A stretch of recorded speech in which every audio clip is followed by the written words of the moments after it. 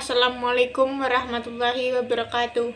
Kami dari kelompok 3 akan mempresentasikan karakteristik hukum perikatan Islam dengan anggota Alfi Hidayah Afyunina dengan NIM 202111347 dan saya sendiri Siti Dwi Nurjana dengan NIM 202111367.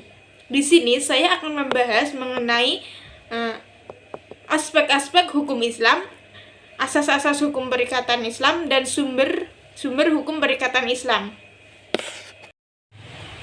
Yang pertama, di sini saya akan menyampaikan aspek-aspek hukum Islam. Yang pertama, konsep hukum itu sendiri.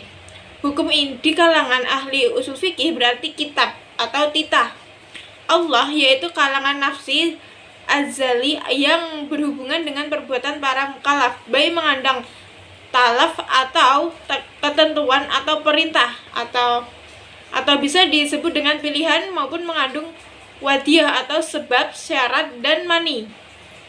Yang kedua yaitu mengenai bahwa hukum Islam menunjukkan adanya hakim yang dalam hal ini berarti sebagai sumber hukum. Dalam konsep hukum Islam, hakim yang sebenarnya adalah Allah Subhanahu wa Ta'ala yang menyampaikan hukumnya kepada manusia melalui rasul-rasulnya. Yang ketiga yaitu hukum Islam adalah objek dari hukum tersebut yang berupa perbuatan yang disebut dengan akhlakum fih yang berdasarkan pada selain perbuatan seperti benda bukanlah merupakan objek dari hukum Islam. Dalam hal makanan, upaya dan menjadi objek hukum Islam adalah perbuatan memakan benda tersebut, bukan memakan itu. Yang kedua yaitu asas-asas hukum perikatan. Yang pertama yaitu kebebasan atau al-huriyah. Di sini pihak-pihak yang melakukan perikatan mempunyai kebebasan untuk melakukan suatu perjanjian baik tentang objek perjanjian maupun syarat-syarat lainnya, termasuk juga cara menyelesaikan sengketa apabila terjadi di kemudian hari. Tujuan dari asas ini adalah untuk menjaga agar tidak terjadi yang namanya saling menzalimi antara manusia satu dengan manusia yang lainnya. Asas ini juga dimaksudkan untuk menghindari semua bentuk pemaksaan atau ikrah atau tekanan penipuan dari pihak manapun maupun kelompok manapun. Yang kedua yaitu persamaan dan kesetaraan atau al-musawah. Asas ini memberikan landasan bahwa kedua belah pihak melakukan perikatan mempunyai kedudukan yang sama atau setara antara satu dengan pihak yang lain. Asas ini penting untuk dilakukan oleh para pihak yang melakukan kontrak terhadap suatu perjanjian karena sangat erat hubungannya dengan penentuan hak dan kewajiban yang harus dilaksanakan oleh kedua belah pihak untuk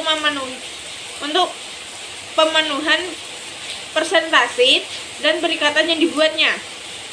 Yang ketiga yaitu adanya keadilan atau al-adalah.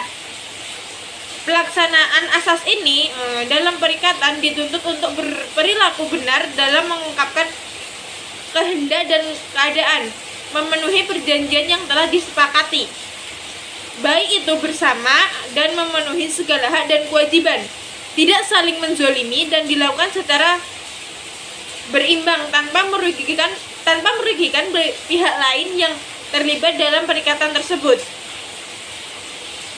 Yang keempat di sini ada kerelaan atau ar-ridho. Asas ini menyatakan bahwa perikatan dilakukan oleh para pihak harus berdasarkan kepada kerelaan semua pihak yang membuatnya. Kerelaan para pihak yang berperikatan adalah jiwa setiap perikatan yang islami yang dianggap sebagai syarat terwujudnya semua transaksi. Jika dalam suatu perikatan asas ini tidak dipenuhi, maka perikatan yang dibuatnya telah dilakukan dengan cara yang batil. Yang keempat adalah asas kerelaan atau ar-ridho. Asas ini menyatakan bahwa perikatan yang dilakukan oleh para pihak harus berdasarkan kepada kerelaan semua pihak yang membuatnya. Kerelaan para pihak yang diperikatkan adalah jiwa setiap perikatan yang dialami yang dianggap sebagai syarat terwujudnya transaksi. Jika dalam suatu perikatan tidak terpenuhi, maka perikatan yang dianut ini atau yang dilakukan akan menimbulkan cara yang batil. Yang kelima maksud saya yaitu tertulis atau Alkitab. Asas ini melakukan perikatan yang merupakan keharusan untuk melakukan secara tertulis supaya tidak terjadi permasalahan di kemudian hari. Ketentuan ini berdasarkan Al-Qur'an surah Al-Baqarah ayat 282 sampai 283. Ayat ini mengisyaratkan agar semua perikatan yang dilakukan oleh para pihak supaya ditulis. Terlebih lagi, jika perikatan dilakukan tidak bersifat tunai. Hal ini penting untuk dilakukan agar perikatan itu berada dalam kebaikan baik semua pihak yang melakukannya. Agar hal ini dapat terlaksana dengan baik, maka perikatan perlu dicantumkan. Dalam hal ini juga, perikatan juga harus tertulis. Maksudnya di sini tertulis itu agar tidak menimbulkan perselisihan antara pihak satu dengan yang lain untuk kemudian hari. Biasanya itu seperti akad jual beli, misalnya akad jual beli tanah. Kalau di kalangan masyarakat pada zaman dahulu biasanya hanya berucap tanpa adanya bukti transaksi tertulis. Misalnya, ini saya ada tanah, saya mau jual kepada Anda, tetapi tanpa adanya bukti tertulis yang menunjukkan bahwa terjadinya jual beli hal tersebut. Selanjutnya akan disampaikan oleh rekan saya yaitu Alfi. Materi selanjutnya yaitu tentang sumber-sumber hukum perikatan Islam. Sumber hukum perikatan Islam berasal dari 3 sumber hukum, yaitu Al-Quran dan Hadis sebagai 2 sumber utama, serta ijma' sebagai pelengkap. Hal ini berdasarkan pada hadis Nabi Muhammad SAW yang dikenal dengan hadis Mu'az. Sumber hukum perikatan Islam yang pertama adalah Al-Quran. Sebagai salah satu sumber hukum Islam utama yang pertama, dalam hukum perikatan Islam ini, sebagian besar Al-Quran hanya mengatur mengenai kaidah-kaidah umum.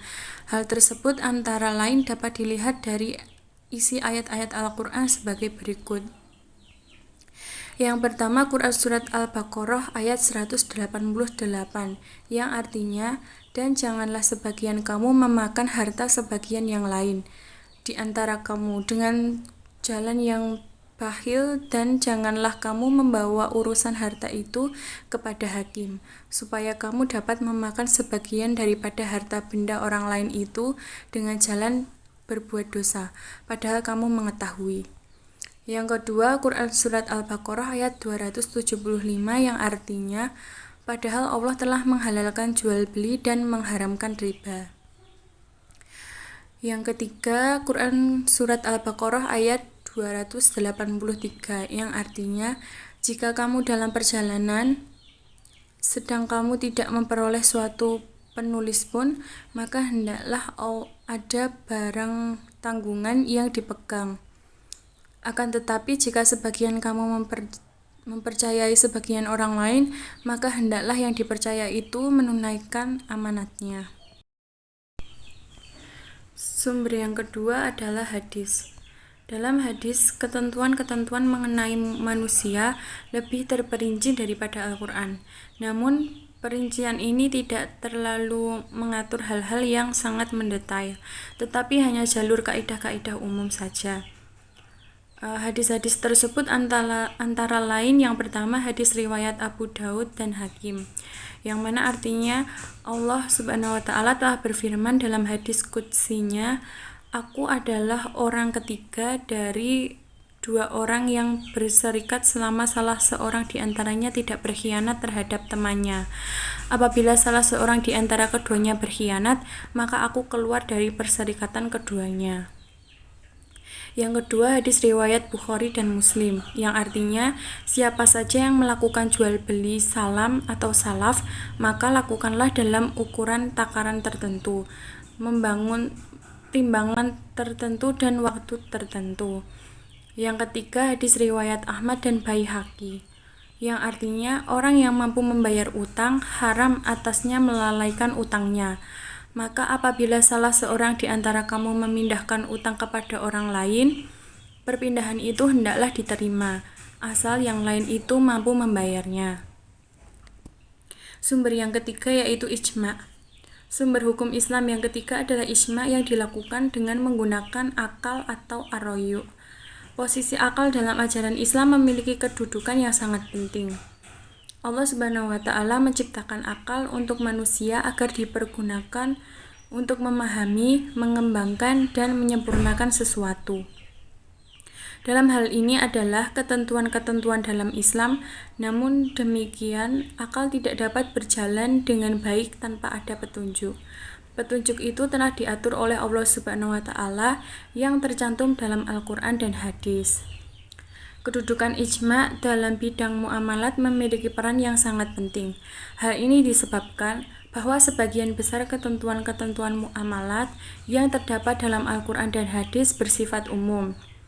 Sedangkan dalam pelaksanaannya di masyarakat, kegiatan muamalat tentu selalu berkembang disesuaikan dengan kebutuhan masyarakat. Terima kasih. Sekian presentasi dari kelompok kami.